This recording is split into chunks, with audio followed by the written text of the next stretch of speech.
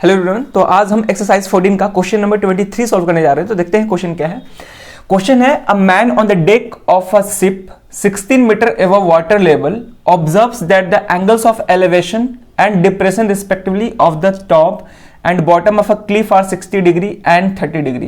Calculate the distance of the cliff from the ship and height of the cliff. ठीक है, अब इस question में क्या है, ध्यान से समझेंगे। क्वेश्चन है कि a man on the deck of a ship 16 metre above water level.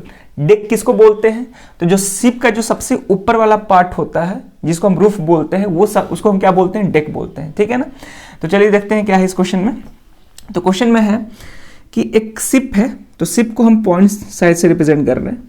ठीक है, और शिप का जो सबसे ऊपर वाला पार्ट है, यानी कि डेक जो है वो 16 मीटर है वाटर लेवल से। मान लेते हैं कि ये मेरा वाटर लेवल है, तो वाटर लेवल से शिप का जो सबसे ऊपर वाला पार्ट है वो 16 मीटर ऊंचा है, या फिर बोल सकते हैं उसका हाइट 16 मीटर है। ठीक है, तो यहां पे फिगर में हम केवल शिप के डेक के हाइट को रिप्रेजेंट कर रहे हैं। ठीक है, तो मान लेते हैं कि ये मेरा डेक का हाइट है, जो कि कितना है? 16 मीटर। बाद में इसको हम लिखेंगे। ठीक है, तो अब क्वेश्चन में ये दे रहा है कि इस डेक के टॉप पे एक ऑब्जर्वर है, एक मैन है, जो कि क्लिफ को ऑब्जर्व कर रहा है। अब क्वेश्चन ये है कि क्लिफ किसको बोलते हैं? तो क्लिफ एक बड़ा सा चट्टान होता है, या फिर जिसको हम टीला बोलते हैं, उसको हम क्या बोलते हैं? क्लिफ बोलते हैं। ठीक है, तो इस यहां पे भी जब फिगर बनाएंगे तो क्लिफ के केवल हाइट को रिप्रेजेंट करेंगे। ठीक है ना, तो यहां पे हम क्लिफ के हाइट को रिप्रेजेंट कर दिए।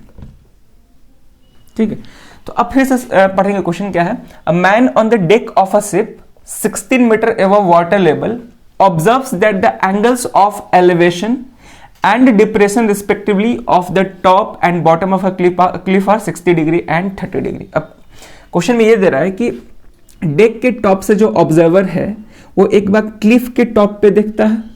ठीक है, क्लिफ के टॉप पे देखता है, और एक बार क्लिफ के बॉटम पे देखता है। ठीक है, तो जब टॉप पे देखता है तो एंगल ऑफ एलिवेशन 60 डिग्री है। ठीक है, और जो बॉटम पे देख रहा है तो वहां पे एंगल ऑफ डिप्रेशन जो है 30 डिग्री है। ठीक है, और क्योंकि क्वेश्चन में यहां पे एंगल ऑफ एलिवेशन का बात किया है, इसलिए हम यहां पे क्लिफ के हाइट को डेक के हाइट से बड़ा बनाए हैं। ठीक है, अब एंगल्स को रिप्रेजेंट करने के लिए हॉरिजॉन्टल लाइन बनाना होगा, तो यहां पे हम हॉरिजॉन्टल लाइन को रिप्रेजेंट कर दिए। ठीक है, और ये हॉरिजॉन्टल लाइन इस वाटर लेवल के या सी लेवल के पैरेलल होगा, और इस लाइन पे यानी कि क्लिफ के लिए जो हाइट रिप्रेजेंट कर रहे हैं उस पे आके ये परपेंडिकुलर होगा। ठीक है, चलो इस लाइन का बात कर रहे हैं। तो यहां पे एंगल ऑफ एलिवेशन 60 डिग्री है और एंगल ऑफ डिप्रेशन 30 डिग्री है। ठीक है, यहां तक हमको क्या फाइंड करना है? Calculate the distance of the cliff from the ship, यानी कि हमको क्लिफ का डिस्टेंस बताना है, शिप से कितना होगा, ये शिप है मान लेते हैं, and height of the Cliff, Cliff का हाइट बताना है कितना है। ठीक है, तो यहां पे सारे पॉइंट्स का नेमिंग कर लेते हैं। तो यहां पे हम डेक के हाइट को ए बी से रिप्रेजेंट कर देते हैं, और इस पॉइंट को सी डी और यहां पे ई। ठीक है, तो यहां पे हाइट ऑफ क्लिफ क्या होगा? सी डी, तो सी डी फाइंड कर लेंगे तो हाइट ऑफ क्लिफ मिल जाएगा।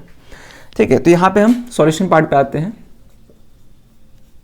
तो लिखेंगे let A B be the, let A B and C D लिखते हैं, let A B and C D be the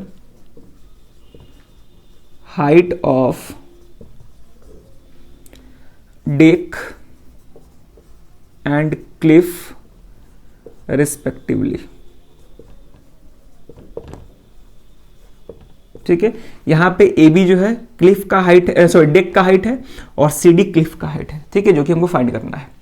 और यहां पे डेक का हाइट दिया है वाटर लेवल से, जो कि 16 मीटर है, तो ए बी का लेंथ हमको मालूम है 16 मीटर। ठीक है, अब देखेंगे ध्यान से, फिगर में ये दिख रहा है कि ए बी जो है इसी के इक्वल है। ठीक है, तो अगर ये 16 मीटर है तो ये भी कितना हो जाएगा? 16 मीटर हो जाएगा।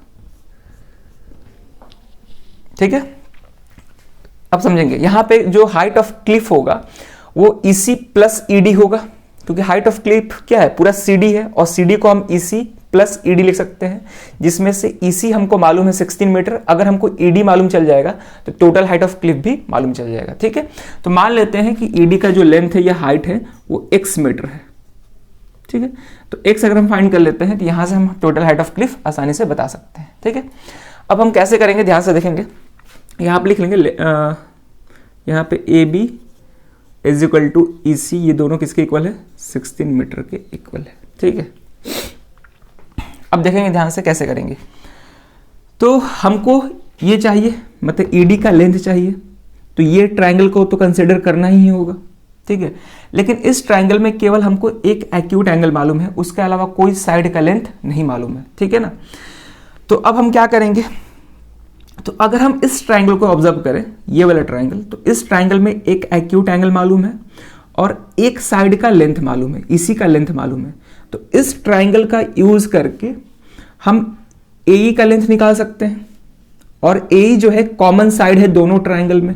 तो अगर हमको ए मिल जाता है तो हम आसानी से इस ट्रायंगल का फिर से यूज करके हम ईडी निकाल सकते हैं, ठीक है। तो पहले हम इस ट्रायंगल का यूज कर रहे हैं, इस राइट एंगल ट्रायंगल का यूज करेंगे, ठीक है। तो लिखेंगे now in right triangle AEC, ठीक है। अब ध्यान से देखेंगे, ये थीटा है तो ये परपेंडिकुलर होगा, ये बेस होगा, ये हाइपोटेनस होगा। तो हमको परपेंडिकुलर गिवन है, बेस फाइंड करना है, ये जो कॉमन साइड है AE, ये हमको फाइंड करना है।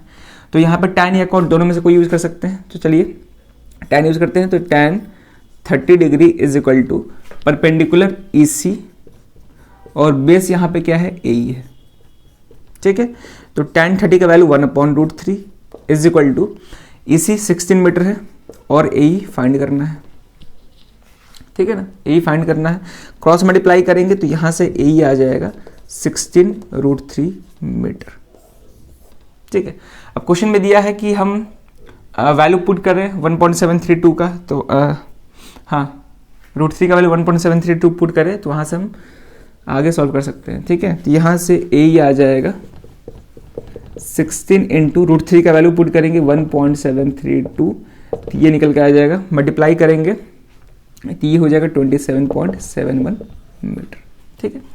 अब ध्यान से देखेंगे यहाँ पे AE तो मालूम चल गया जो कि 27.71 मीटर है, तो AE जो है BC के भी इक्वल है। तो अगर AE 27.71 मीटर है तो BC भी कितना होगा, 27.71 मीटर।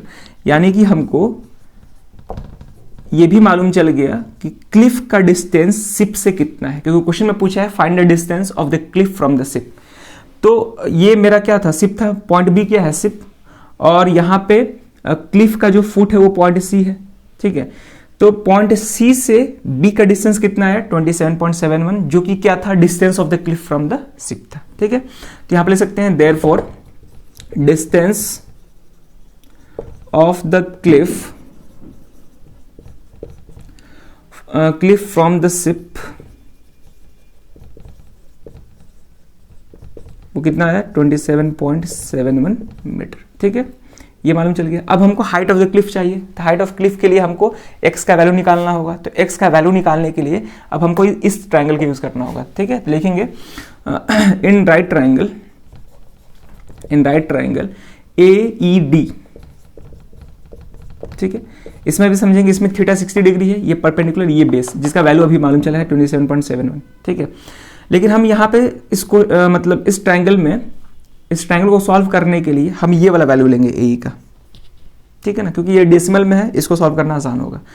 तो यहाँ पे भी tan का या फिर cot का, दोनों में से किसी का यूज कर सकते हैं। तो tan 60 degree is equal to perpendicular जो कि DE है डिवाइड बाई बेस AE है, ठीक है। इसको हम यहाँ पे सॉल्व करते हैं। तो tan 60 डिग्री का वैल्यू √3 होता है इज इक्वल टू DE को x माने थे डिवाइड बाई AE कितना है, 16√3, ठीक है। क्रॉस मल्टीप्लाई करेंगे तो यहाँ से x आ जाएगा 16√3 इंटू √3, तो ये हो जाएगा 16√3 इंटू √3 3 आ जाएगा, यानी कि 48 मीटर, ठीक है।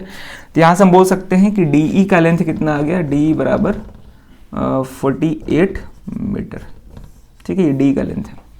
अब D मालूम चल गया, तो अब हम CD आसानी से बता सकते हैं। तो लिखेंगे therefore CD is equal to EC plus ED, ठीक है। EC कितना है, 16, और ED अभी निकल गया है 48, कितना आ गया, 64 मीटर। और CD क्या था, हाइट ऑफ द क्लिफ था। तो therefore height of the cliff is equal to 64 metre. ऐसे सॉल्व करना था इस क्वेश्चन, ठीक है। तो यहाँ पे हम दोनों फाइंड कर लिए, distance of Cliff from the ship जो कि 27.71 मीटर आ रहा है, या फिर 16√3 मीटर, और हाइट ऑफ क्लिफ कितना है, 64 मीटर है। ठीक है, तो ये भी क्वेश्चन सीबीएसई 2007 कंपार्टमेंटल एग्जाम में पूछा है, लेकिन ये इंपॉर्टेंट क्वेश्चन है, आने वाले एग्जाम्स में पूछ सकते हैं। ठीक है, तो चलिए क्वेश्चंस को प्रैक्टिस करते रहिए और कहीं भी डाउट हो उसको आप कमेंट में जरूर पूछ सकते हैं। तो इस वीडियो में एक क्वेश्चन रहेगा, अब मिलते हैं नेक्स्ट वीडियो में नए क्वेश्चन के साथ। Thank you.